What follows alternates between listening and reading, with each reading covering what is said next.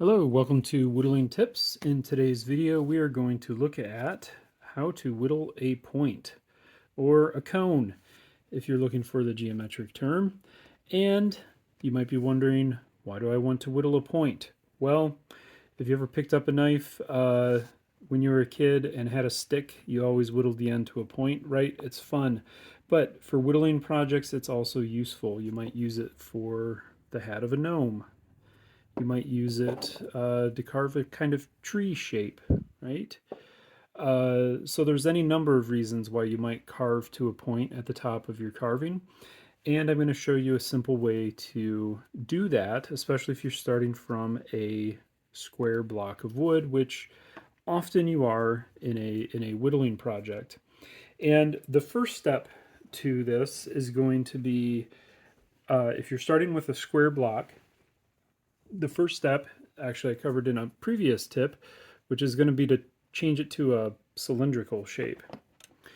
And so what I'm going to do is try to carve this to a point at the top. And what I've done first is I marked the center point of the top of this piece and put just a little circle around it to help me see it as I get down to it. So if you watched my previous video or several of my other videos, you've heard me talk about how to carve down to a cylindrical shape. So we're going to start just by carving off each of these hard corners until I'm left with that octagon shape on the top. And then I'm going to cut those hard corners off on each side until I've rounded it off around the entire side.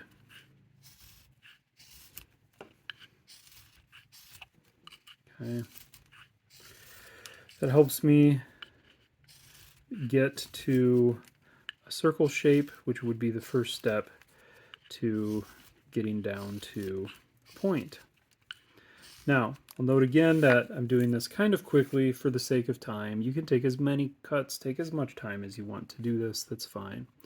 So I've got a roughly circular shape when viewed from the top now. And so my next step is I've got to taper that all the way up to the point. So here's the way that I think about doing that. I can't cut from here to that point, in one cut. I've got to do a bunch of cuts to do that. So the way I do that is I move up just a little bit. So let's say we move up maybe a quarter of the way from this to the top. And then I'm going to start a round of push cuts where I really try to push in as far as I can. I'm going to rotate it slightly, start from the same distance down, and do it again. Okay.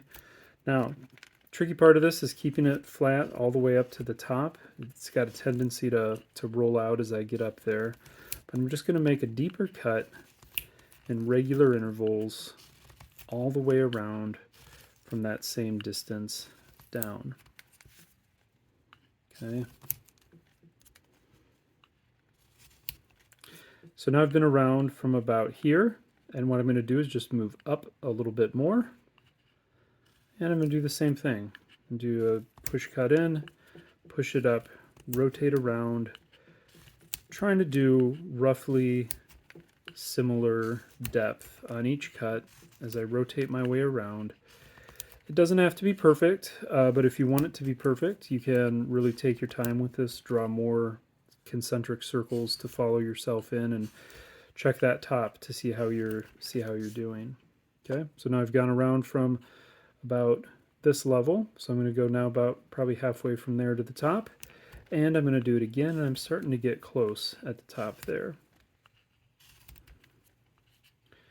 So just keep adding those in, and by doing those at different levels and doing a couple of things, I'm making it easier to get down to the top. I'm paying attention to my process there so that I'm not starting by carving way up here on one side and way down here on the other side, and then that leaves me these kind of nice looking facets as I go along, right? I always like to think about the knife marks, the facets that I get when I'm making my carving. So I'm close to the top now, and so now I'm just going to go a little bit further up, and now I'm just kind of cutting in a little bit on each side until I get up to an actual point. Now, That was pretty quick and dirty. You might want to take your time and be a little bit more, you know, uniform about it, which is fine. The way you would do that is just to check the shape on the top and keep that down. And I kind of like this faceted shape. But as a bonus, I'll say, what if you wanted to do something cool like this? So here's a nice flat sides on this gnome. So if I do this, I don't start by making, 8 flat cuts. I start by doing something like this, and then I work it down. So let's start on a corner, and now I can make a cut from the bottom all the way to the top, right?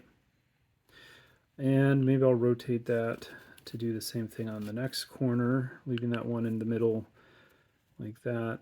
And that way I know I'm making kind of regular cuts all the way around, and that I end up with the right number of sides, right? And now I can come in between those and do a flat one on those all the way up to the top. Okay.